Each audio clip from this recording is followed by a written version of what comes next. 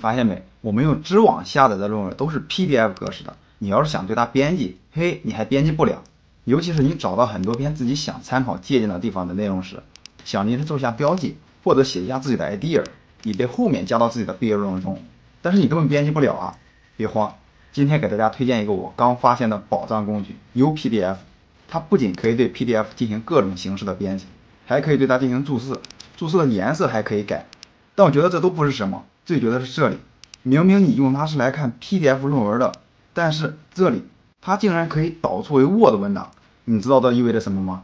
意味着你从知网下载的论文，相当于下载的是 Word 版的论文了，复制粘贴更方便了。不，参考借鉴更方便了。以及它的其他功能，支持云同步，这个能够让你更方便的阅读文献，尤其是这个 OCR 功能也很实用，大家可以自行探索哦，能帮你把毕业论文初稿更快写好。你学会了吗？